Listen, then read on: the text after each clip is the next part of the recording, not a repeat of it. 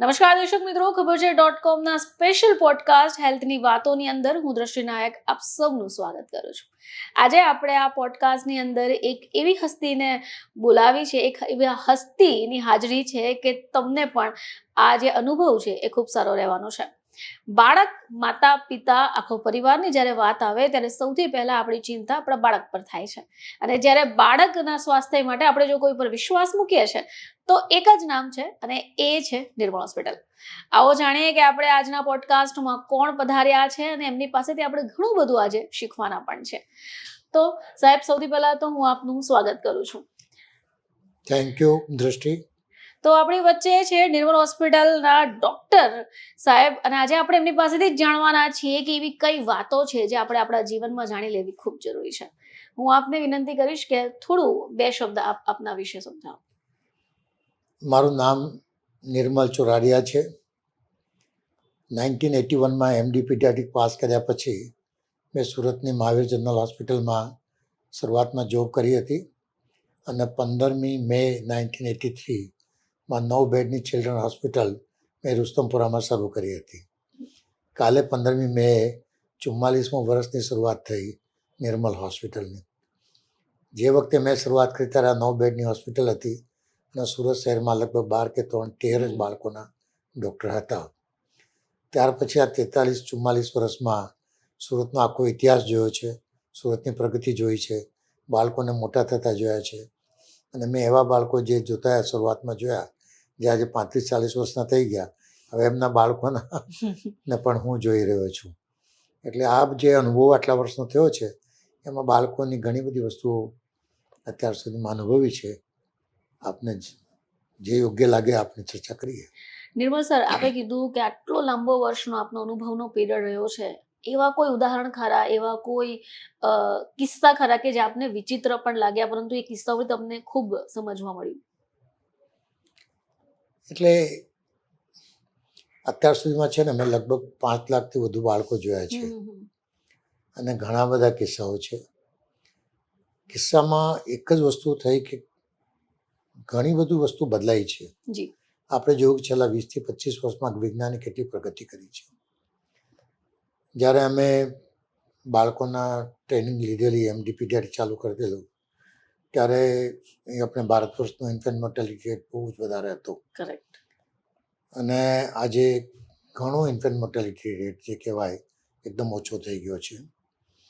વિજ્ઞાનની પ્રગતિને કારણે શક્ય બન્યું છે. એજ્યુકેશન, મા બાપનું થયું, પેરેન્ટ્સ બહુ કોન્શિયસ થયા છે, માંદગીઓ ઘણી ઓછી થઈ ગઈ. સૌથી વધારે અગત્યનો ભાગ જો કોઈએ ભજવ્યો હોય તો એ છે વેક્સિનેશન. આજે ઘણી બધી બીમારીઓ એવી છે કે જે આપણે વેક્સિનેશન કારણે અટકાવી શક્યા છીએ. પણ સાથે સાથે વિજ્ઞાને જે પ્રગતિ કરી છે એના સાથે ઘણા બધા ચેલેન્જીસ પણ બાળકોમાં અત્યારે જોઈ રહ્યા છે. તમે જ્યારે દાખલાની વાત કરો કે એવા કયા દાખલા છે કે જ્યારે મેં પ્રેક્ટિસની શરૂઆત કરતી ત્યારે ઘણી બધી માન્યતાઓ હતી. માન્યતા એટલે શું કે સપોઝ કે ઓરી, મિઝલ્સ જે બીમારી છે જેમાં નાના નાના દાણા નીકળી આવે, તાવ આવે, તો એ બાળકને દવા કરાવે જ નહીં. મા બાપને એમ લાગે આ તો મહારાજ છે, આ તો કોઈ દેવી છે, માતા છે. 7 દિવસ સુધી દવા નહીં કરે. તાવ ઉતરે પછી કે હવે જો તકલીફ થાય તો ડૉક્ટર પાસે જશું, પણ એ 7 દિવસમાં એટલી બધી તકલીફ થઈ જાય. અમે કેટલા બધા દર્દીઓ જોયા છે કે જે મિઝલ્સની બીમારીમાં ન્યુમોનિયા થઈ જાય, અથવા સાદી ભાષામાં આપણે કહેતા હતા ડબલ ન્યુમોનિયા થઈ ગયું. ડબલ ન્યુમોનિયા એટલે શું? બંને બાજુ ફેફસામાં ચેપ લાગી જાય. હવે શરૂઆતમાં વાયરલ ઇન્ફેક્શન છે. એક વાત સાચી છે કે મિઝલ્સ છે જે વાયરલ ડિસીઝ, મિઝલ્સની સામે કોઈ દવા નથી. પણ મિઝલ્સ એક તો તે વખતે વેક્સિન લોકો મુકાવતા નહીં હતા, એટલે વેક્સિનથી પ્રિવેન્ટ નહીં થતું હતું. પણ જ્યારે વાયરલ ડિસીઝ શરીરમાં આવે છે, ઇમ્યુનિટી ઓછી થઈ જાય છે અને ઇમ્યુનિટી ઓછી થવાથી બીજા ઇન્ફેક્શન, બેક્ટેરિયલ ઇન્ફેક્શન થઈ જાય અને એમાં પછી બાળકની તબિયત એકદમ બગડવા માંડે. પણ આપણામાં એટલી બધી જડતા હોય કે નહીં આ તો મહારાજ છે, ઇલાજ કરાવાય જ નહીં, તો ડૉક્ટર પાસે જ નહીં જાય અને એમાં ઘણું બધું મૃત્યુનું પ્રમાણ હતું. બાળકોમાં ઝાડા ઉલટીના કેસ થતા હતા ત્યારે આપણને દર વખતે એમ જ લાગે કે દાંત આવે એટલે ઝાડા થાય. એક માન્યતા હતી કે દાંત આવે એટલે ઝાડા થાય, એટલે પછી લોકો જાત જાતની દવા કરે, દાંતના પડીકા લઈ આવે. હવે દાંતના પડીકા એટલે શું? વિટામિન ડીની દવા આપવામાં આવતી હતી. હવે વિટામિન ડી એટલે 60,000, અત્યારે આપણે જે વિટામિન ડી આપીએ છીએ 60,000નો પડીકો આવે. નાના નાના ડ્રોપ્સ બી આવે જેમાં 1 ml 400 યુનિટ્સ કે 800 યુનિટ્સ આવે. પણ ત્યારે તો એક જ પડીકો 3 લાખ યુનિટનો આવે કે 6 લાખ યુનિટનો આવે, અને આવા તો દાંતના પડીકા કહેવાતા હતા. એટલે લોકો આપી દે. પછી વિટામિન ડીની ટોક્સિટી થાય અને એને કારણે કોમ્પ્લિકેશન ડેવલપ થાય. મગજ પર સોજો આવે, ઉલટી થાય, બાળકમાં ચીડિયાપણું થાય. પણ લોકોમાં માન્યતા હતી. પછી એક દાંતનો પટ્ટો આવતો હતો, ગળામાં પટ્ટો પહેરાવી દે. એક બ્લેક કલરનો પટ્ટો એને દવાની દુકાને મળતા હતા, મળે કે આ પટ્ટો પહેરાવતું દાંત સારી રીતે એકદમ ઇઝીલી અવેલેબલ અને ઇઝીલી અવેલેબલ હતું. તો આવી બધી ઘણી બધી માન્યતાઓ હતી. પછી આપણે તે વખતે જ્યારે ઝાડા થાય, હવે નોર્મલી બ્રેસ્ટ ફેડ ચાઇલ્ડ હોય, આપણે માનું ધાવણ જાય તો રોજના 10, 12, 15 નોર્મલ ડાયરિયા એટલે નોર્મલ ઝાડા થવા નોર્મલ કહેવાય. પીળા રંગના ઝાડા હોય, કોઈ વાર 10 થાય, કોઈ વાર 12 થાય, કોઈ 15 થાય, અને કોઈ વાર 2-3 દિવસ નહીં પણ થાય. પણ if your child is full term normal અને વેટ સારું છે અને એક્સક્લુઝિવ બ્રેસ્ટ ફીડિંગ પર છે, પછી તો એ ખાલી નંબર જ વધારે છે, એ કોઈ ઇન્ફેક્શનના ઝાડા નહીં કહેવાય. હવે એ વખતે એવું થાય કે પેલી એક આમ રાક્ષસી કરીને કોઈ વસ્તુ આવે કે જે ઓપિયમ હોય, એમાં એક પેલી એની ઘૂંટી પીવડાવી દે કે ઘસીને પીવડાવે, એની સાઈડ ઇફેક્ટ થાય. આપણે આ જે જ બી વસ્તુ હતા, એક તો શું થયું કે તે વખતે આપણે વિજ્ઞાનની પ્રગતિ વધી ખરી, 20th સેન્ચુરીમાં ઘણી બધી વસ્તુ થઈ, પણ છતાં બી ઘણી બધી માન્યતાઓ એવી હતી કે જડ માન્યતાને કારણે બાળકોને બહુ સહન કરવું પડતું હતું. દેર are many challenges also. Food related challenge હોય કે બાળકને પૂરતું ખાવાનું નહીં મળતું હોય, કેલરી ડેફિશિયન્સી હોય, ન્યુટ્રિશનલ ડેફિશિયન્સી હોય, જે આજે પણ આપણે જોઈ રહ્યા છીએ. ઘણા બધા બાળકો કુપોષણ હજી બી ચાલુ છે. પણ મેઇન જે પ્રોબ્લેમ હતું, fix ideas at the cultural level, family level, અને પછી એમાં જડતા હોય કે નહીં આવું તો નહીં જ કરાય, ઘરની બહાર પણ નહીં લઈ જવાય, બાળકને આટલા દિવસે જ કાઢવાનું. તો આ ઘણી બધી વસ્તુ હતી. દાખલા તરીકે દાખલો આપું તો ઘણીવાર આપણે એમ થાય કે અમે પણ ઈચ્છીએ છીએ, અને આજે પણ હું કહેવા માગું છું કે મા બાપે બાળક માંદું હોય તો ચિંતા નહીં કરવી જોઈએ. જો પહેલાં 5 વર્ષમાં માંદગી આવે, શરદી, ખાંસી, તાવ, ઝાડા, ઉલટી, આ કોમન છે. કોમન ઇલનેસીસ માટે 24 કલાક 48 કલાક તમે વેઇટ કરો અને પછી ડૉક્ટર પાસે જઈને બતાવો. એવું નથી કે આજે માંદું પડ્યું આજે ને આજે ડૉક્ટર પાસે જાઓ. અને દેર આર સર્ટન સિમ્ટમ જે માઇલ્ડ હોય, કે બાળકને થોડો તાવ આવે, ચીડિયાપણું આવે, બાળક ખોરાક બરાબર નહીં લે, એન્ડ ધેન યુ વેઇટ. પણ બાળકને તાવ બહુ વધારે હોય, 102, 103 ડિગ્રી હોય, બાળકને ઉલટીઓ થતી હોય, તો બાળકને પતલા ઝાડા થતા હોય, બાળક ખોરાક બિલકુલ નહીં લે તો બાળકમાં ચીડિયાપણું આવી જાય, તો ડૉક્ટર સલાહ આપે કે કયા ચિહ્નો હોય તો તમારે ડૉક્ટરની સલાહ લેવી. થોડી ઘણી ઘરગથ્થુ દવા પણ હોય, જેમ કે આજે માનો કે હું એલોપેથિકનો ડૉક્ટર તો હું કહીશ કે ભાઈ ફીવર હોય તો પેરાસિટામોલ ઘરમાં રાખો અને એ દવા તમે આપી દો, બરાબર. તો દેર આર સર્ટન મેડિસિન જે તમે ડૉક્ટરની સલાહથી ઘરે રાખી શકો. એટલે વધુ પડતી ચિંતા બી નહીં થવી જોઈએ અને ઓવર રિએક્ટ બી નહીં કરવું જોઈએ, અને સાથે સાથે અંડર રિએક્ટ બી નહીં કરવું જોઈએ. You should always have a good doctor as a friend, કે ને ડૉક્ટર ફ્રેન્ડ ફિલોસોફર ગાઈડ. તો બાળકને કોઈ પણ તકલીફ થતી હોય, માંદગી થતી હોય તો ચોક્કસ સલાહ લેવી જોઈએ. બાળકોની પ્રેક્ટિસ જે છે ને એક ચેલેન્જિંગ પ્રેક્ટિસ છે. ચેલેન્જિંગ પ્રેક્ટિસ એટલા માટે છે કે બાળકો તો બોલી શકતા નથી. કમસે કમ 2-2.5 વર્ષનું 3 વર્ષનું બાળક હોય, એક્સપ્રેસ નહીં કરી શકે. તો હું તો હંમેશા એક જ વસ્તુ કહેતો કે આપણે બાળકોને ટ્રીટ નથી કરતા, આપણે મા બાપને ટ્રીટ કરવાના છે. પેરેન્ટ્સની ચિંતા હોય કે સાહેબ ખબર નથી શું થઈ ગયું, 6 કલાકથી ખાતો નથી, પીતો નથી, રડ્યા જ કરે છે, ઊંઘતો નથી. There are many symptoms where they will come to know. So we are treating parents. આપણે પેરેન્ટ્સની ચિંતા દૂર કરીએ છીએ, એની સાથે ડીલ કરીએ છીએ. એન્ડ સાયન્સ છે, we take proper history and we come to a diagnosis. પણ મા બાપની ચિંતા બાળકની છે, પણ અમે ટ્રીટ પેરેન્ટ્સને કરીએ છીએ. હું તો મારી આખી પ્રેક્ટિસમાં એક જ કહું કે I have never treated children, I have always treated parents. મા બાપ આવે બાળક લઈને કન્સલ્ટિંગમાં, ચિંતા લઈને આવે, હું એમ જ કહું કે ચિંતા બધી મને આપીને જાઓ અને હવે તમે શાંતિથી જાઓ, જેટલું સમજાવ્યું છે એટલું કરો. તો કિસ્સાની વાત કરો તો દરેક જગ્યાએ બહુ બધા કિસ્સા છે. ખાલી એટલું જ કહેવું છે કે સમય ઘણો બદલાઈ ગયો છે, એજ્યુકેશન વધ્યું છે, ઇન્ફોર્મેશન બહુ જ અવેલેબલ છે. પહેલો એક સમય હતો જ્યારે ઇન્ફોર્મેશન નહીં હતી, અજ્ઞાનતા વધારે હતી. હવે અત્યારે ચેલેન્જ ક્યાં છે? There is too much of the information. હવે આ ઇન્ફોર્મેશન છે, પણ આ ઇન્ફોર્મેશન મારા કામની કેટલી છે, મારા બાળકને કેટલી એપ્લાય થાય છે, એ પેરેન્ટ્સે સમજવાની જરૂર છે. સર, ખૂબ જ રસપ્રદ તમે કિસ્સો કીધો. સર, હું એવું કહું છું, તમે કીધું તે પ્રમાણે કે પહેલા અજ્ઞાનતા હતી, ઇન્ફોર્મેશન ઓછી હતી. અત્યારે એવું થઈ ગયું છે કે જ્ઞાનતા ઘટી ગઈ છે, ઇન્ફોર્મેશન વધી ગઈ છે. હવે અત્યારે આપણે ઘણા બધા એવા સોશિયલ મીડિયા પ્લેટફોર્મ્સ અવેલેબલ છે. દેર are so many ideas available in YouTube also. તો શું લાગે છે આપને કે આજે ચેટ જીપીટી કે પછી યુટ્યુબ આવું બધું જોઈને તમે તમારા બાળકના જે ગ્રોથ છે એને અટકાવી રહ્યા છો કે એને આગળ વધારી રહ્યા છો? કારણ કે હવે શું થઈ ગયું કે કોઈ પણ કદાચ બાળક રડે કે કાન પકડે તો માતા તરત સર્ચ કરશે કે ભાઈ શું પ્રોબ્લેમ છે, અને એમાંથી જે એને આન્સર્સ મળે છે એના પ્રકારે એ અનુસરે છે. આ કેટલું હાનિકારક થઈ શકે એક પેરેન્ટિંગ તરીકે, એક બાળક તરીકે?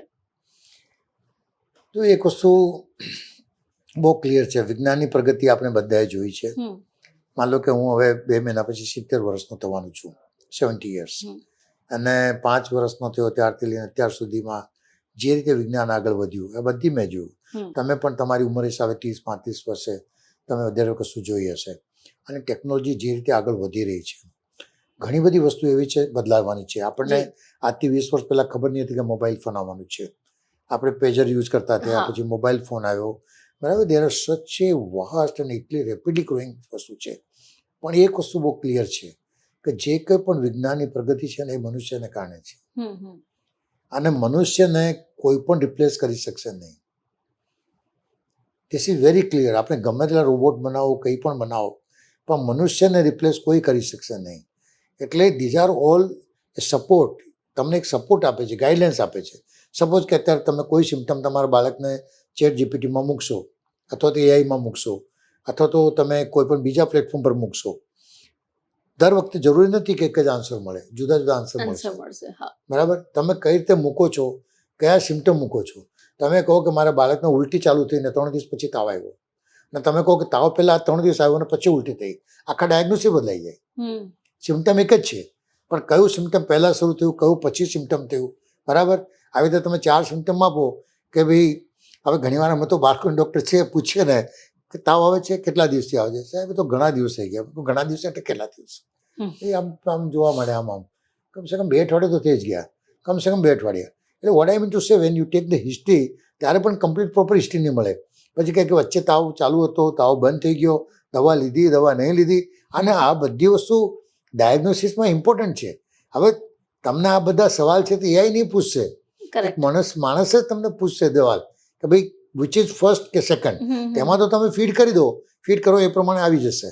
બટ વોટ યુ શુડ, તમારે શું ફોલો કરવું, શું નહીં કરવું, એના માટે you need A proper guidance. પછી મેડિકલ ફિલ્ડ હોય કે બીજો કોઈ ફિલ્ડ હોય કે બિઝનેસનો ફિલ્ડ હોય, યસ, એનાથી ફાયદો શું થાય છે આપણને, વસ્તુ બહુ સ્પીડમાં આવી ગઈ, ઝડપથી થઈ ગઈ.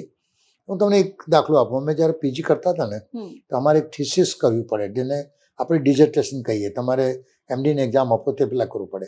હવે થીસીસ કોઈ પણ લખાય તો એ જે આજે સ્ટડી આપણું હોય, એ સ્ટડી આગળ દુનિયામાં ક્યાં થઈ છે, કોણે કરી છે, સ્ટડી શું હતી, એના આપણે જર્નલ શોધવા પડે. હવે જ્યારે મારી સ્ટડી હતી તો મારે જર્નલ શોધવા માટે હું અમદાવાદ બીજે મેડિકલ કોલેજમાં ગયો. ત્યાં લાઇબ્રેરીમાં જઈને પછી જોઈએ કે મારી સ્ટડીની કયા કયા જર્નલમાં પબ્લિશ થયેલી. પછી આટલા મોટા મોટા પેલા જર્નલના બધા બોક્સ હોય તે લઈને અમે બહાર જઈએ, ઝેરોક્સ કોપી કઢાવીએ, પાછા લઈને આવીએ, સુરત આવીને વાંચીએ, એમાંથી પાછું બીજું શોધવું, પાછા જઈએ, અમદાવાદ કરીએ. આજે તમે અત્યારે કંઈ પણ વસ્તુ નાખો તો તરત આવી જશે કે આ ટોપિક માટે કયા કયા રિસર્ચ છે, ક્યાં પબ્લિશ થઈ છે, કયા જર્નલમાં પબ્લિશ છે, બધું જ. પણ આ જે તમને મળશે એમાંથી તમારા કામનું શું છે એ તો આપણે પોતે શોધવું પડશે ને. સો વિજ્ઞાન છે જ, પણ તમારું કામ બહુ ઇઝી થઈ ગયું છે. પણ હું નથી માનતો કે વિજ્ઞાન મનુષ્યને રિપ્લેસ કરી શકે, એવું મારી સ્ટ્રોંગ માન્યતા છે. અને એટલા માટે જ તમે બધું જ કરો. હવે ઘણી વાર એમ થાય કે અમે પેશન્ટ ટ્રીટ કરતા હોઈએ, હું રાઉન્ડ પર જાઉં તો હજી તો હું રાઉન્ડમાં કંઈ બચ્ચાને જોવાનું ચાલુ કરું નહીં ને, તે પહેલાં મોબાઈલ આમ લઈને આમ જોતા હોય. હવે એમાંથી પેલું કરે એટલે મને ખ્યાલ આવી જાય કે એ બાળક વિશે પેલું જુએ છે. એને કહું ભાઈ પહેલાં એક કામ કર, એને ગજવા મૂકી દે, મને પહેલાં બાળક જુઓ. હું પહેલાં બાળક જોઉં, સમજું, પછી તમારું જે બી આ તમારા ગૂગલ દેવતા જે બી કહેતા હોય ને, તમે 5 સવાલ પૂછજો, હું તમારા દરેક જવાબનો શાંતિથી જવાબ આપીશ. પણ first let me examine the child. See you cannot get the feel which you can have a direct જે તમે વાત કરો. અને it's is not only like 2 + 2 4. There are so many things emotional છે. હવે એક તમને કહું, એક મા બાપ આવીને એમ કહે છે કે સાહેબ મારું બાળક બિલકુલ ખાતું નથી, અને કોમન ફરિયાદ છે. હા, અને આ ફરિયાદ કોના લોકોની છે? જેના ઘરમાં ફૂડની તકલીફ નથી, રાઈટ. પૂરતા પ્રમાણમાં ઘર હા. ફૂડથી ભરેલું છે, બરાબર. સાહેબ બિલકુલ ખાતો જ નથી. પછી હું નથી ખાતો. અરે સાહેબ બિલકુલ નહીં ખાય, પાછળ પાછળ ફરવું પડે ખવડાવવા માટે. તો શું કામ ફરવું પડે? 5 વર્ષના છોકરીની પાછળ તમારે શું કામ પડવું પડે? આ તમે પાછળ પાછળ ફરો કે છોકરો ખાતો નથી. સારું, ચાલો નથી ખાતો, ચાલો આપણે એનું વજન જોઈએ. 3 મહિના પહેલાં તમે આવેલા ત્યારે વજન હતું ને આજે 2 કિલો વજન વધી ગયું. કેવી રીતે વધી ગયું? હવાથી વજન વધી જાય, પાણીથી વજન વધી જાય, વજન વધે છે. નહીં નહીં સાહેબ, આ તો આમ જ વજન વધી ગયું. આમ કે વજન વધે? અને બીજી બાજુ ખરેખર પ્રોબ્લેમ છે એમાં પેરેન્ટ્સને ખબર જ નથી પડતી કે મારા છોકરાનું વજન નથી વધતું. વર્ષ સુધી નહીં આવે. 1 કિલોનું હતું ત્યારે 6 કિલો વજન, આજે 2 વર્ષનું થયું તો 6 કિલો વજન. એ this a real problem. But they parents feel કે મારો બચ્ચો તો બરાબર છે, દોડે છે, ચાલે છે, બધું કરે છે, ઇટ્સ ઓકે. સો સેમ વસ્તુ છે, પેરેન્ટ્સ કેવી રીતે રિસીવ કરે છે. એટલે મારું ખાસ એવું માનવું છે કે બાળકનું ગર્ભમાં ધારણ થાય, માં ધારણ કરે ત્યારથી લઈને પહેલાં 5 વર્ષ એ લાઈફના બહુ જ ઇમ્પોર્ટન્ટ છે. Physical, mental, emotional, social wellbeing જે આપણે વાત કરીએ ને, એમાં ફિઝિકલ, મેન્ટલ અને ઇમોશનલ આ 3 વસ્તુ છે ને બહુ જ ઇમ્પોર્ટન્ટ છે બાળકના ગ્રોથ માટે. પહેલાં 5 વર્ષના બાળકનો જે ગ્રોથ થાય છે, ઓલમોસ્ટ સમજો ને કે 90% ગ્રોથ પહેલાં 5 વર્ષમાં થઈ જાય, જેના પર આપણું ફાઉન્ડેશન છે, આખી લાઈફ એના પર થાય છે. સો જ્યારે મધર પ્રેગ્નન્ટ થાય છે 9 મહિના, ખૂબ કાળજી લેવાવી જોઈએ, પ્રોપર ગાયનેકોલોજીસ્ટને સલાહ લેવી જોઈએ, માના ન્યુટ્રિશનમાં શું ધ્યાન રાખવાનું, માને જો દવા લેવી પડે કઈ કઈ દવા લેવાની, ડ્યુરિંગ પ્રેગ્નન્સી વેક્સિન લેવાના તો કયા વેક્સિન લેવાના, જો કોઈ માંદગી હોય તો એની ટ્રીટમેન્ટ બરાબર ચાલે છે કે નહીં તે જોવાનું, પિરિયોડિકલી રેગ્યુલર હેલ્થ ચેકઅપ કરવાનું. આ કરીએ તો શું થાય કે એક પીરિયડ સારો જાય અને આપણે જે મેટર્નલ મોર્ટાલિટી બી ઓછી કરીએ અને મોર્બિડિટી ઓછી થાય. જોકે હવે ઘણું થઈ રહ્યું છે.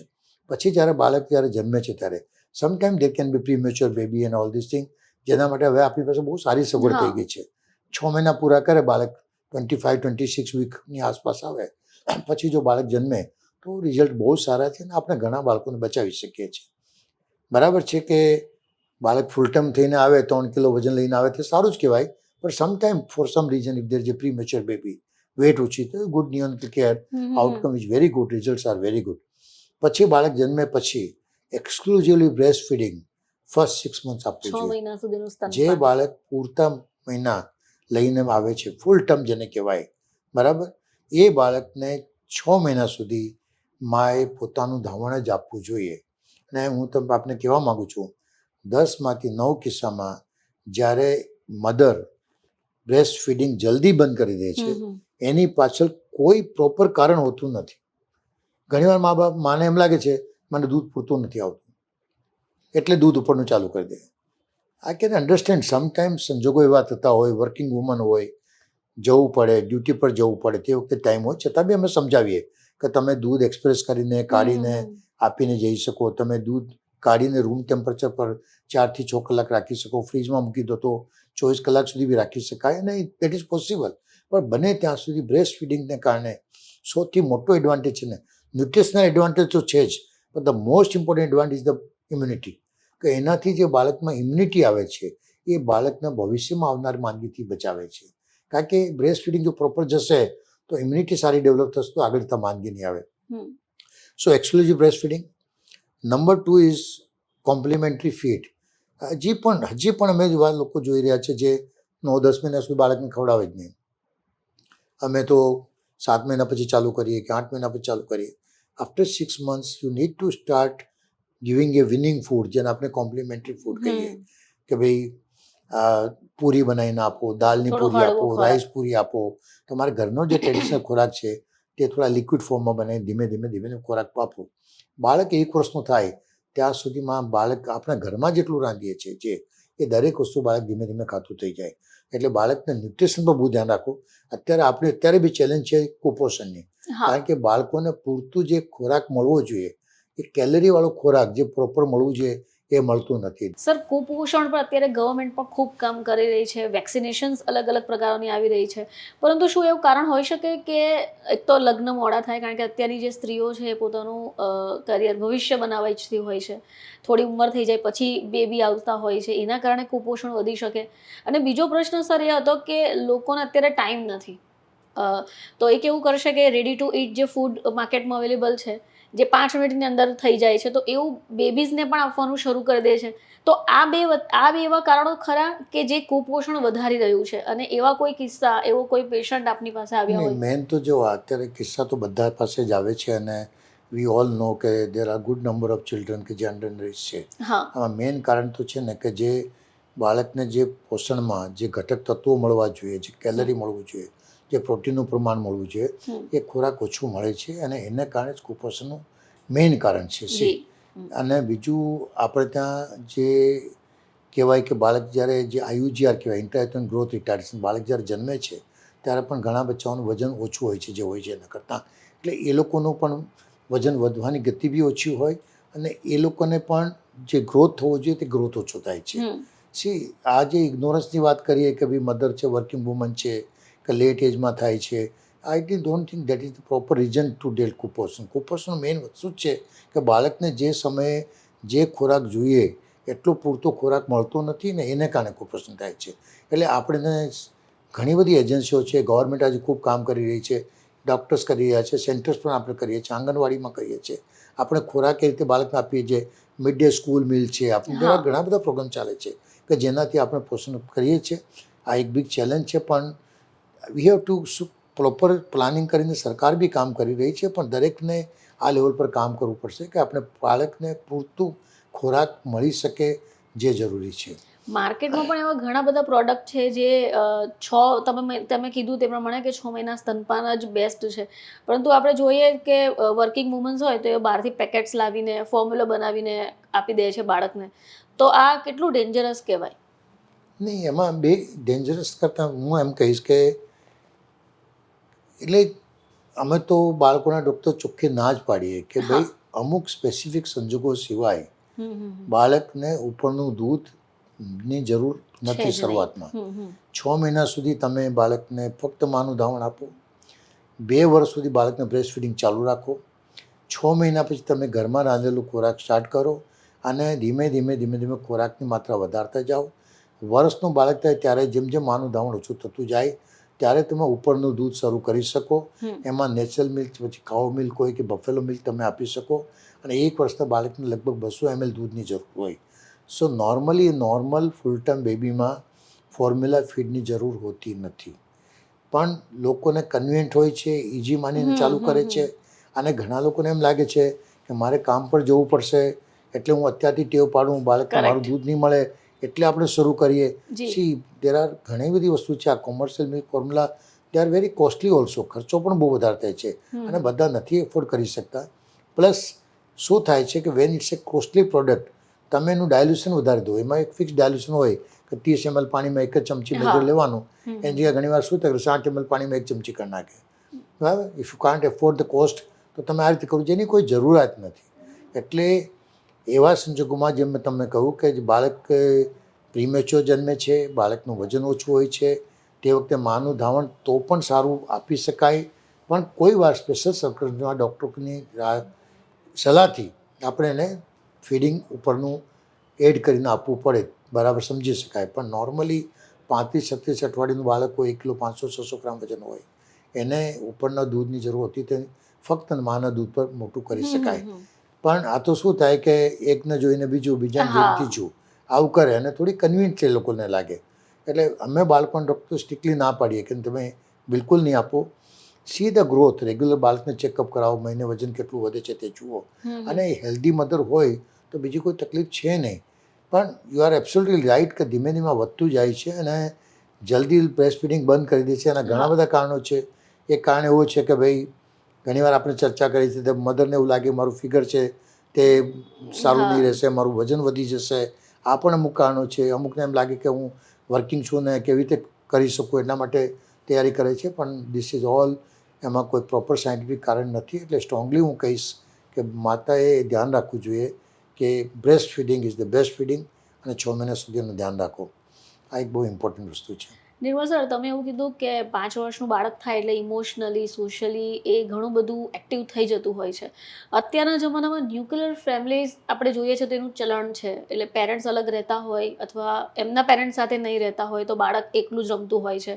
3 વર્ષનું બાળક થાય એટલે માતા પિતા કેવું કે પોતે જવાના હોય કામ ઉપર એટલે એને પ્રી એજ્યુકેશન સ્કૂલ્સની અંદર મૂકી દે છે. આ બાળકના ઉપર, બાળકના મન ઉપર કેવી અસર છોડશે? નહીં, આપની વાત બરાબર છે. There are things are changing. જો ચેન્જમાં શું થયું છે, પહેલાં જોઈન્ટ ફેમિલી સિસ્ટમ હતી. એટલે શું થાય કે ઘરમાં 7 કે 8 મોટા માણસો હોય અને 7 કે 8 બચ્ચા બી હોય, કદાચ એનાથી બી વધારે હોય, બરાબર. એટલે બચ્ચાઓને બીજા બચ્ચાઓ જોડે રમવાનું ગમે, સાથે બચ્ચા રમ્યા કરે. એટલે એક ચાઇલ્ડ ટુ ચાઇલ્ડ કેર અમે કહેતા હતા કે એક ભાઈ છે તે 5 વર્ષનો થઈ જાય ને બેન છે તે 2 વર્ષની છે, તો એ 5 વર્ષનો ભાઈ પણ બેન જોડે રમે, બીજા બચ્ચાઓ તે પણ રમે. હવે અત્યારે એવી ન્યુક્લિયર ફેમિલી હોય, હસબન્ડ વાઈફ બંને કામ પર જતા હોય, અથવા ઘરમાં 4 વડીલ હોય ને એક જ બચ્ચું હોય, બરાબર. એટલે બાળકોને બીજા ગ્રુપમાં બાળકો રમી શકે એવું વાતાવરણ ઊભું નથી થતું. આજથી 20 વર્ષ પહેલાં, 15 વર્ષ પહેલાં અમે કહેતા હતા કે બાળક 5 વર્ષનું થાય કે 6 વર્ષનું થાય ત્યાં સુધી તમે ઘરમાં જ રાખો, બાળકને તમે બાળકની કેર કરો.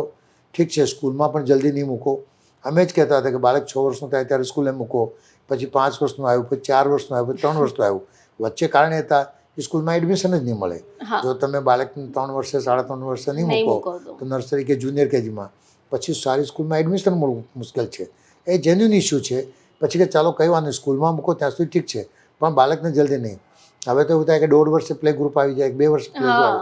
એન્ડ ધેન વી રિયલાઇઝ કે ઘરમાં બાળક પાસે કોઈ જ નથી, તો નાના નાના ગ્રુપ હોય ત્યાં તમે બાળકને 2 કલાક 3 કલાક મૂકીને આવો. પ્રોપર હાઇજીન હોવું જોઈએ, પ્રોપર વાતાવરણ હોવું જોઈએ, બાળકની કેર પ્રોપરલી લેવાવી જોઈએ. અને આ એક મજબૂરી તમે કહી શકો કે ઘરમાં કોઈ કેર લેવાવાળું નથી, તમારે આવા 2-3 કલાક માટે મૂકવું પડે છે. એનાથી થોડુંક મધરને સારું લાગે છે. So we are not against that, તમે આવું નહીં કરો. પણ છતાં મેઇન ઇમ્પોર્ટન્ટ શું છે કે બાળકને માની હૂંફ જોઈએ, બાળકને પેરેન્ટ્સની હૂંફ જોઈએ, બાળકને પેરેન્ટ્સનો ટાઈમ જોઈએ. ઘરમાં જો વડીલો સાથે રહેતા હોય, દાદા દાદી, તો આ બધી વસ્તુ બાળકને વિકાસમાં મદદ કરે છે. જો પોસિબલ હોય તો જેટલા વધુ લોકો બાળક સાથે ઘરમાં ને ઘરમાં એ તો વધારે સારું. બીજો એક પ્રોબ્લેમ શું છે, હવે આપણા ઘરો એવા થઈ ગયા કે તમને રમવા માટે કોઈ આંગણું નથી મળતું. પહેલાં છે ઘર હતા તો નીચે આંગણું હોય, ઉપર અગાસી હોય. હવે તો બધા ક્લોઝ હાઉસ, એટલે particularly in the urban area ઘર હોય, ફ્લેટ હોય, બંધ હોય, એસી ચાલતા હોય, ઘરમાં નેચરલ લાઇટ નહીં આવે, એટલે વિટામિન ડી ડેફિશિયન્સીના કેસીસ બહુ વધી રહ્યા છે. અને so we are now giving vitamin D supplement. Regular start તો કરીએ છીએ, પણ છતાં બી આ બધી વસ્તુ છે. સો બાળકને જેટલું નેચર સાથે બાળકનો વિકાસ થશે ને એ વધારે સારું થશે. એક બીજું જેમ મને લાગે આજે બધાનો એક મોટો સવાલ છે, ચેલેન્જ, સ્ક્રીન ટાઈમ. કે બાળકને કેટલું સ્ક્રીન ટાઈમ આપવું જોઈએ, કઈ રૂપે આપવું જોઈએ. હવે આપણે બધા જ મોબાઈલથી એવા જોડાઈ ગયા છે કે મોબાઈલ વગર આપણે ચાલતું નથી, બરાબર. જરા મેની સ્ટડી જેવું કહે છે કે સ્ક્રીન ટાઈમ બાળકના માટે વિકાસ માટે સારું નથી. પહેલાં 2 વર્ષ સુધી બને ત્યાં સુધી સ્ક્રીન ટાઈમ 0 અવર્સ બિલકુલ નહીં હોવું જોઈએ. 2 વર્ષથી 5 વર્ષની વચ્ચે 1 કલાક તમે સ્ક્રીન ટાઈમ કરી શકો, પણ એ પણ બાળકને એવું વસ્તુ તો બતાવવાની, મા બાપે સાથે બેસીને બતાવવાનું. એવું નહીં કે તમે મોબાઈલ પકડાવી દીધું અને બાળક જાતે જુએ છે. શું બાળકે જોવું જોઈએ, કોઈ એજ્યુકેશન મટીરિયલ હોય જે એને મદદ કરતું હોય, આવું 1 કલાક માટે તમે મેક્સિમમ કરી શકો.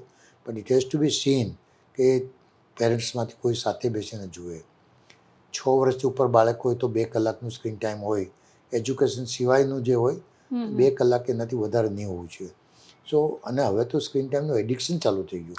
અમે લોકો 10-10, 12-12 વર્ષના બચ્ચાઓને જોઈએ છે, 3-3, 4-4 કલાક સુધી મોબાઈલ કે મોબાઈલ પર ગેમ રમે છે. અને પેરેન્ટ્સ એ જ ફરિયાદ છે કે આનાથી વગર ચાલતું જ નથી. નાઉ વી સે કે you have to be firm. બાળકને જોડે સારી રીતે બેસીને બાળકને સમજાવો કે why it is harmful to you, બરાબર. આપણે ઘણીવાર ઇમોશનલ થાય. સપોઝ કે આઈ એમ એ ગ્રાન્ડફાધર, મને બી થાય મારા બચ્ચાને પેલું મને પ્રેમથી આવીને વાત કરે કે દાદા મને જોઈએ, એટલે એકવાર મને બી થાય કે ચાલો આપી દઉં. પણ આપણે ફર્મ થવું પડશે. We have to be firm. Because it's definitely it is affecting a child in all the areas. બાળકોને સાયકોલોજીકલ પ્રોબ્લેમ વધી રહ્યા છે. ઘણા બચ્ચાઓ આવે છે, ભૂખ લાગતી નથી, ખાતા નથી, પેટમાં દુખે છે, છાતીમાં દુખે છે, માથું દુખે છે, ભણતા નથી, સ્કૂલમાં જવાનું મન નથી થતું. આ બધાની પાછળ જે છે સ્ક્રીન ટાઈમ, ઇનએડ્યુકેટ સ્લીપ, સૌથી વધારે બાળકને અત્યારે જો અસર કરી રહી છે અપૂરતી ઊંઘ. બાળકને 8 થી 9 કલાકની ઊંઘ કમસે કમ જોઈએ, 1 વર્ષથી 13 વર્ષના બાળકને. હવે સ્કૂલો દૂર દૂર છે, સ્કૂલે તમે બાળક હા. જાય છે, 6-6.5 કલાકની ઊંઘ થાય છે, પ્રોપર ઊંઘ નથી આવતી, એ પણ એક બહુ નેગેટિવ બાળકને હેલ્થને અસર કરે છે. તો ઓવરઓલ જો આપણે સમરાઇઝ કરીએ તો મારું એવું માનવું છે કે breast feeding exclusively 6 months up to 2 years માટે દાવણ ચાલુ રાખવું જોઈએ. 6 મહિના પછી એને સપ્લિમેન્ટરી કોમ્પ્લિમેન્ટરી ફીડ ચાલુ કરવા જોઈએ. ઘરમાં રાંધેલી દરેક વસ્તુ ધીમે ધીમે આપવી જોઈએ.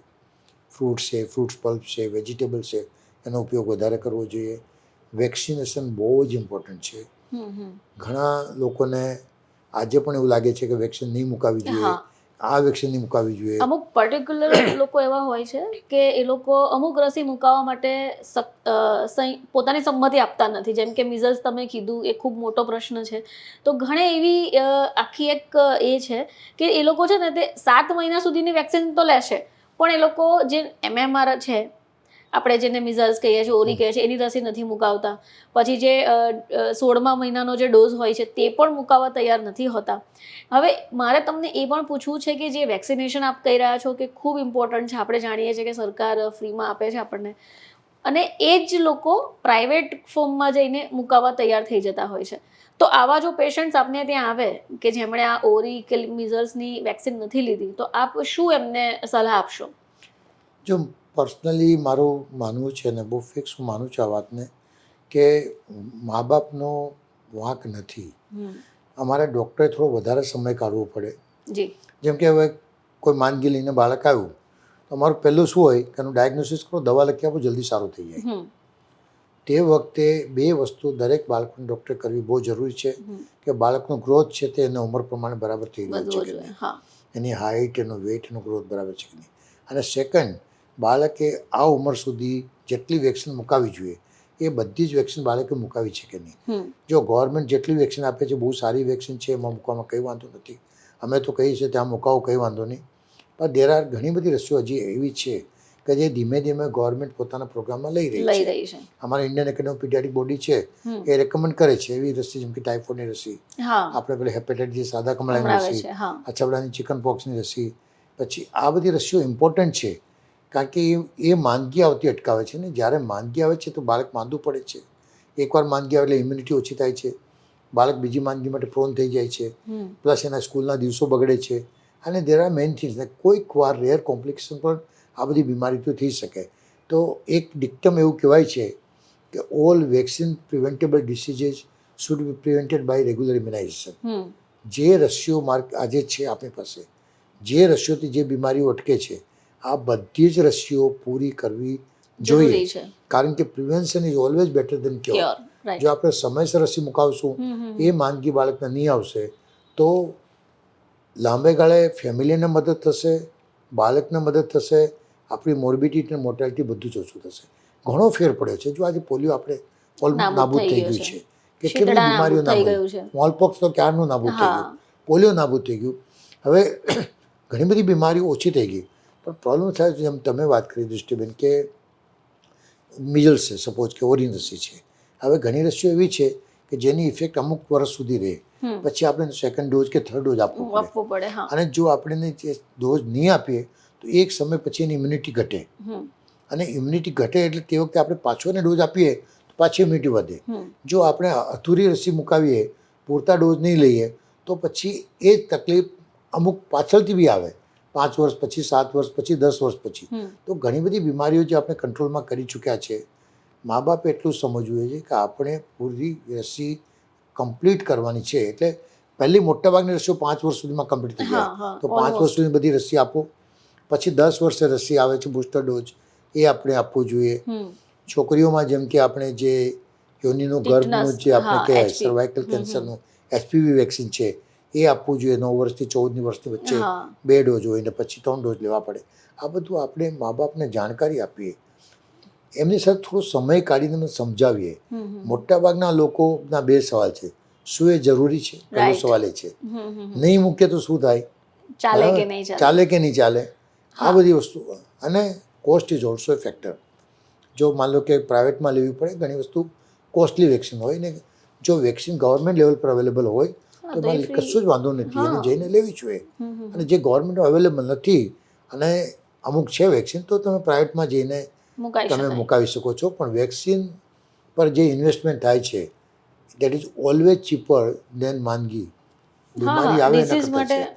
સો vaccine preventable disease should be prevented by giving a regular vaccination.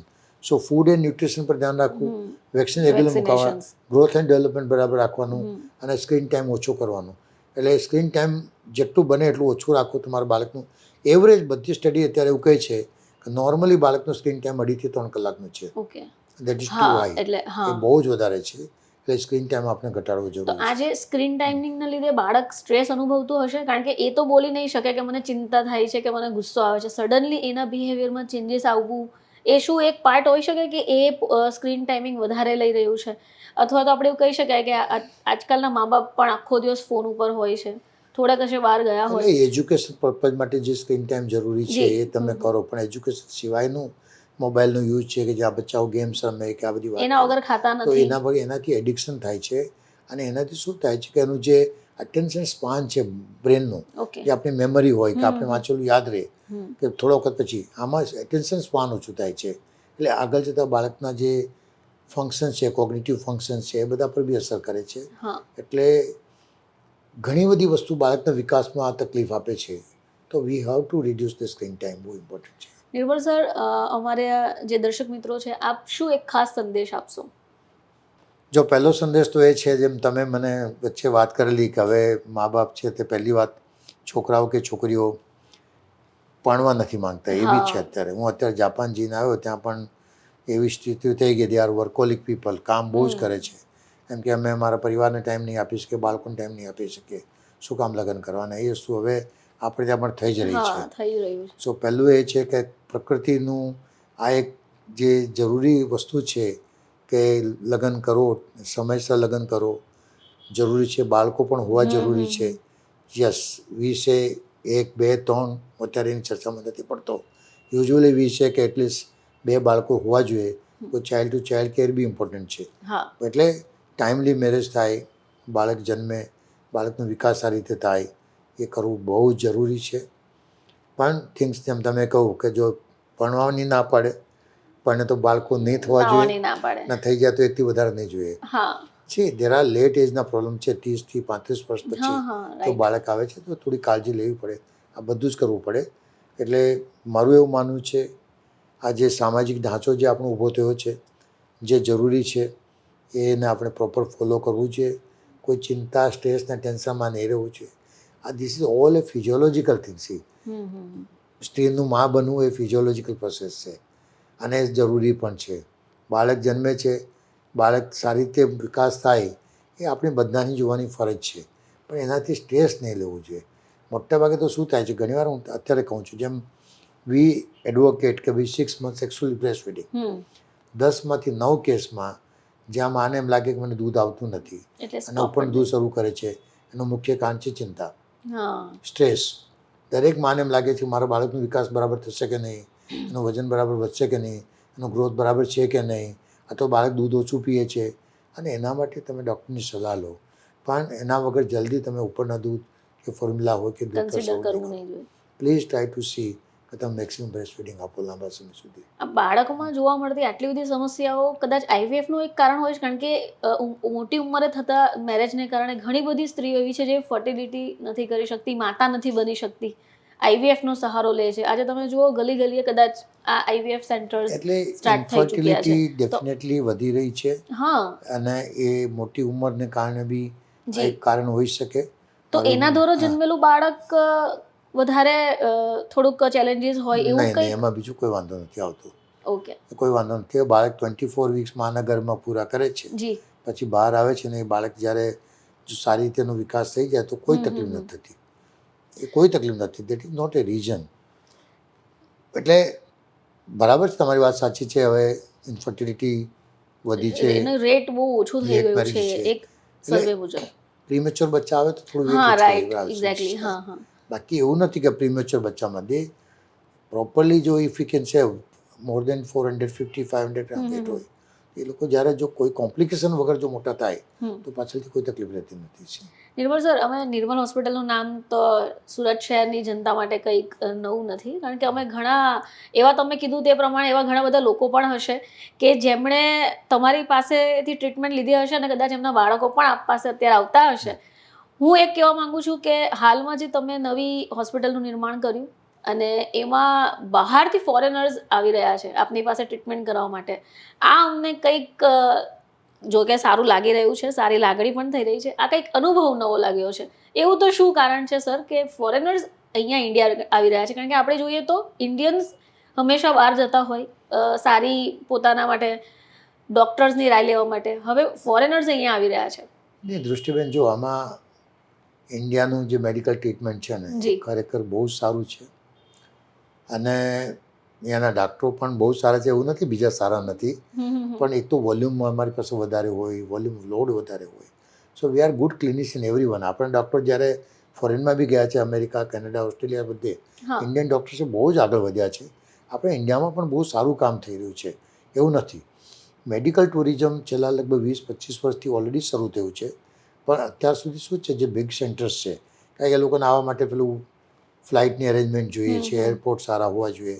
એટલે દિલ્હી, બેંગ્લોર, બોમ્બે, હૈદરાબાદ, ચેન્નાઈ, ઘણા મેડિકલ ટુરિઝમના પેશન્ટ આવી રહ્યા છે. પણ હવે શું થાય છે કે people are finding it costly. તે જેટલા મેટ્રો સિટી છે એમાં હેલ્થકેર કોસ્ટ બહુ જ વધી ગઈ છે. So now they are coming to the 2 tier city, અને 2 tier સિટીમાં પણ હવે સારી સારી વસ્તુ આવી રહી છે. સો એ લોકો માટે એવું છે કે they are looking for the 2 tier city, કે જે સિટીમાં રિઝનેબલી સારા રેટમાં સારું કામ થઈ રહ્યું છે. એટલે આજે માનો કે સુરત છે, સુરત તરફ લોકોને હવે બહુ જ સુરત, ઘણા લોકો અત્યારે અમારી પાસે મેડિકલ ટુરિઝમના ઘણા બધા લોકો આવી રહ્યા છે. એટલે એમ કે હવે સુરત છે, જયપુર છે, ઇન્દોર છે, આ બધા જે સેન્ટર ડેવલપ થઈ રહ્યા છે ત્યાં મેડિકલ ટુરિઝમ આપણા અમદાવાદમાં બી આવી રહ્યા છે, સુરતમાં બી. અમારે ત્યાં અમારા કેસમાં હમણાં છેલ્લા 3 મહિના 4 they are real foreign nationals, જે લોકો આવીને ઇલાજ કરાવે છે. યુકેથી પેશન્ટ આવે છે, આફ્રિકાથી આવે છે. They are looking because steel we are much cheaper. એટલે આપણા લોકોમાં એક માન્યતા છે કે મેડિકલ ટ્રીટમેન્ટ બહુ કોસ્ટલી છે. યસ, મેડિકલ ટ્રીટમેન્ટ ઘણી કોસ્ટલી છે અને કોસ્ટલી થઈ છે, અને every one cannot afford it, બરાબર. છતાં પણ જો આપણે જે પશ્ચિમના દેશોને સાથે આપણે જો સરખામણી કરીએ ને, તો દેર આર ડિસીઝીસ છે જ્યાં આપણી કોસ્ટ 110 છે, ત્યાં 100 રૂપિયા થતા તો આપણે 10 રૂપિયા છે. સો આપણી cost steel it is much cheaper. So they find it cheaper કે આપણે એક સારી ક્વોલિટી ટ્રીટમેન્ટ આપીએ છીએ, આઉટકમ રિઝલ્ટ્સ બહુ સારા છે, અને કોસ્ટ છે તે આપણે 20%, મેક્સિમમ 30% એનાથી વધતી નથી. This is the reason.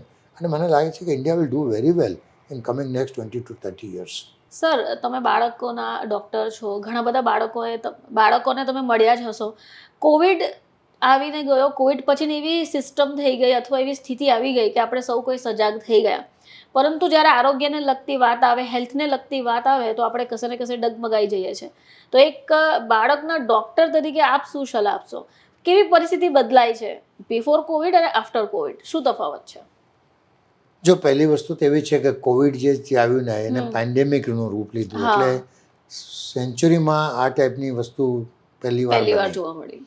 1900 પછી આ જે 2019-20માં આપણે કોવિડ જોયું, અને એમાં તો તે વખતે પહેલી વાર તો ખ્યાલ જ નહીં આવ્યું કે આપણે એને કેવી રીતે ડીલ કરશું. આપણી પાસે સાધન નહીં હતા, સુવિધા નહીં હતી, છતાં ઇન્ડિયા ડીડ વેરી વેલ. આપણા દેશે બહુ સારું કામ કર્યું.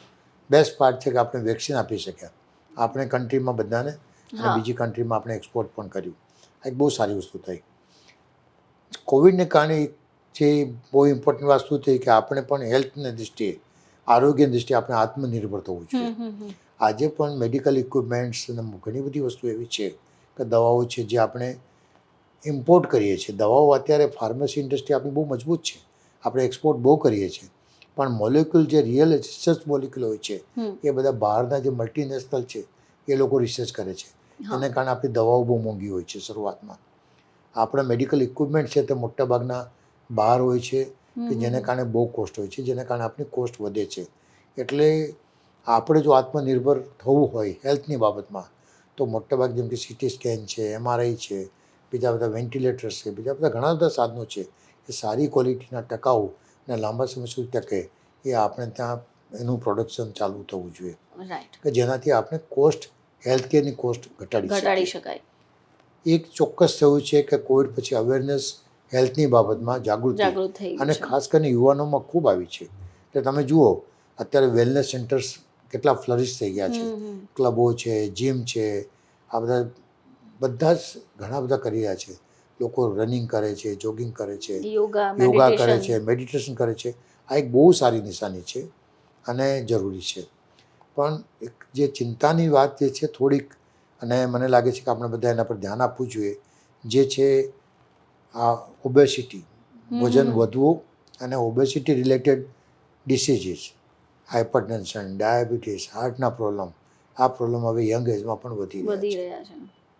સો એને મેટાબોલિક સિન્ડ્રોમ કહેવાય કે આપણી સેડેન્ટરી લાઈફ, પહેલાં એક્સરસાઇઝ ઘણી ઓછી, plus food habits, fast food ખાવાનું ચલણ, જંક ફૂડ ને ફાસ્ટ ફૂડ, આ બધું જે વધી રહ્યું છે એને કારણે પ્રોબ્લેમ વધી રહ્યા છે. અને અત્યારે જો કે સાયન્ટિફિક સ્ટડી ઘણી હવે આવશે કે why we are seeing so many cardiac disease, હાર્ટના પ્રોબ્લેમ આપણે આટલી યંગ એજમાં કેમ જોઈ રહ્યા છે. 30 વર્ષથી 50 વર્ષની વચ્ચે હાર્ટના કેસ વધુ જોવા મળી રહ્યા છે. તો મારી એટલે જ હું આજે કહેવા માગું છું કે ચિંતા કરવાથી નહીં થાય, આપણે ચિંતન સાથે બેસીને કરવું જોઈએ. વી have to take care of our, exercise કરવી બહુ જરૂરી છે, ડાયટ પર ધ્યાન આપવું જરૂરી છે. અને આફ્ટર 40 વર્ષ પછી એક વર્ષમાં એકવાર પ્રોપર રેગ્યુલર હેલ્થ ચેકઅપ દરેકે કરાવવું જોઈએ. હેલ્થ ચેકઅપમાં એવું નથી કે બહુ ફેન્સી હેલ્થ ચેકઅપ કરો કે બહુ મોટા ખર્ચા કરો, પણ એક ડૉક્ટર પાસે જઈને રૂટીન હેલ્થ ચેકઅપ જે કહેવાય, ઇવન લેડીઝ એન્ડ જેન્ટ્સ બંને કરાવવું જોઈએ, જે જરૂરી છે. If you can pick up early then we can prevent the diseases. Preventive measures આપણે યોગ્ય રીતે લેશું તો કોઈ તકલીફ નહીં આવે છે. નિર્મલ સર, 45 વર્ષથી આપે કીધું તે પ્રમાણે કે તમે પ્રેક્ટિસ કરી છે અને નિર્મલ હોસ્પિટલનું નામ આપણે વાત કરીએ ને તો સાઉથ ગુજરાતની, પરંતુ લગભગ આખા ગુજરાતમાં ખૂબ ફેમસ છે. અમે એવું સાંભળ્યું છે કે 1.5 વર્ષ પહેલાં આપ દ્વારા એક નવી હોસ્પિટલનું નિર્માણ થયું અને જ્યાં સુધી અમારા સૂત્રો કહે છે ત્યાં સુધી તમારે ત્યાં હાઈએસ્ટ જે સર્જરીઝ છે તે કરવામાં આવી છે. તો મારો પ્રશ્ન અહીંયા એ છે કે તમારે બીજી હોસ્પિટલ બાંધવાનો નિર્ણય કઈ રીતે લીધો? એવા શું પ્લાનિંગ્સ હતા તમારા કે જેના માટે તમે આ પગલું ઉઠાવ્યું, નવી બિલ્ડિંગ, નવી હોસ્પિટલનું નિર્માણ કર્યું, અને આગળ ફ્યુચરમાં આપ શું વિચારો છો? દૃષ્ટિબેન, જો મેં જે વાત કરી આપને કે when I started my practice 1983માં 15 મે, 9 બેડની હોસ્પિટલ હતી. ત્યારે એવું લાગ્યું કે as I M A paediatrician મારા બાળકોની હોસ્પિટલ બનાવવી જોઈએ. ધીમે ધીમે 92માં મેં રિંગ રોડ પર 60 બેડની ચિલ્ડ્રન હોસ્પિટલ કરી. 98માં મેં 100 બેડની ચિલ્ડ્રન હોસ્પિટલ કરી પ્રાઇવેટ લેવલમાં. પછી એવું ખ્યાલ આવ્યું કે સુરત શહેર વધતું જાય છે, ઘણું પોપ્યુલેશન વધી રહ્યું છે, એક્સપાન્ડ થાય છે, અને સુરતની બહાર ઘણી બધી સિટીમાં ઘણી બધી પ્રાઇવેટ સારી મોટી મોટી હોસ્પિટલો ઊભી થઈ ગઈ. આપણે ત્યાં તો બધી 5 કે 6 ટ્રસ્ટ હોસ્પિટલ જ હતી, મહાવીર, સુરજનલ, સત્તાશ્રમ, લોકાત, કોઈ પ્રાઇવેટ હોસ્પિટલ છે જ નહીં મોટી. એટલે મેં 2001માં સુરતની પ્રથમ પ્રાઇવેટ 100 બેડની મલ્ટી સ્પેશિયાલિટી હોસ્પિટલ કન્વર્ટ કરી અને પછી 2006માં બેડ વધારીને 120 બેડ કર્યા. આજે પણ એ હોસ્પિટલમાં નવજાત શિશુથી લઈને વૃદ્ધ સુધીના બધી જ સારવાર રિંગ રોડ પર થાય છે, ખાલી કાર્ડિયક સિવાય. ત્યારે અમારે એમાં હાર્ટનું યુનિટ નથી.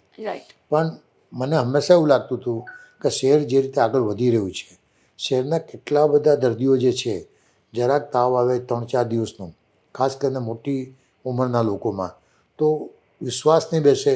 એમાં લાગે કે બોમ્બેમાં સારી સારવાર થશે, બોમ્બે જતા રહે, અમદાવાદ જતા રહે, દિલ્હી જતા રહે, હાર્ટના ઓપરેશન આવે કે ટ્રાન્સપ્લાન્ટની વાત આવે કે બીજી કોઈ માંદગી જલ્દી સારી નહીં થાય, તરત ચાલે જાય.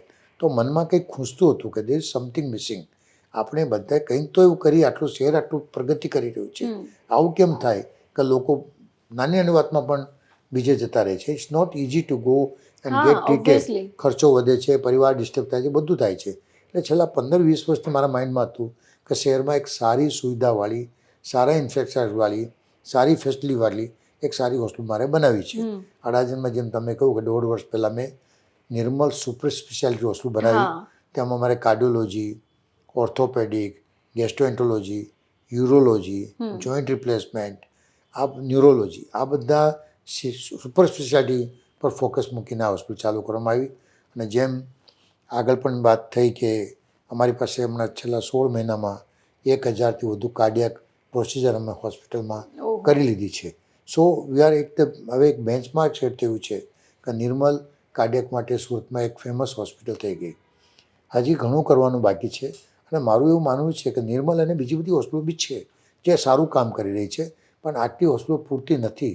હજી આ શહેરને લગભગ 15થી 20 સારી હોસ્પિટલોની જરૂર છે કે જે પ્રોપર કેર પેશન્ટોનું કરી શકે, કે જેનાથી જે લોકો બહાર જાય છે બહાર જતા અટકે. હજી પણ ઘણા લોકો હવે ધીમે ધીમે સુરતમાં એ લોકોને ટ્રીટમેન્ટમાં વિશ્વાસ પણ બેઠો છે, ટ્રીટમેન્ટ કરાવતા પણ થયા છે. Steel we need good infrastructure, good nurses, good man power કે જે સારી સારવાર આપી શકે. જ્યાં સુધી તમે મારી વાત પૂછો છો, મને હજી બી લાગે છે કે મારા આ સુરત શહેર માટે ઘણું કરવાનું છે. મેં હેલ્થકેરમાં ઘણી બધી વસ્તુ ફર્સ્ટ ટાઈમ કરી છે. ફર્સ્ટ ટાઈમ કે જે you are the pioneers in many thing. Ventilator ચાલુ કરવું, હાઈ ફ્રિકવન્સી વેન્ટિલેટર આવું, નાઇટ્રિક ઓક્સાઇડ કરવી, આ ટ્રાન્સપોર્ટ સિસ્ટમ શરૂ કરવી, ઘણી બધી વસ્તુ પહેલી વાર કરી. અને નોટ ઓન્લી ઇન સુરત પણ કદાચ ગુજરાત પર બી ઘણી વસ્તુ મેં પહેલી વાર કરી છે. એટલે આ જે અનુભવ જે મળ્યો છે એમ લાગે છે સમાજને વધુને વધુ આપણે કઈ રીતે આપી શકીએ, તેના માટે આગળ વધુને વધુ પ્રગતિ કરતા રહીશું. આપણે આ સવાલ પૂછો. Thank you very much. તો અમારી શુભેચ્છાઓ આપની સાથે સાહેબ. સુરતની શહેરની જનતા માટે આ એક ખૂબ નવું પોડકાસ્ટ સાબિત થશે, કારણ કે અહીંયા આપણને ઘણી બધી વાતો જાણવા મળી છે. ફરીથી આપ સમક્ષ હાજર થઈશું એક નવા પોડકાસ્ટની સાથે, એક નવા મહેમાનની સાથે.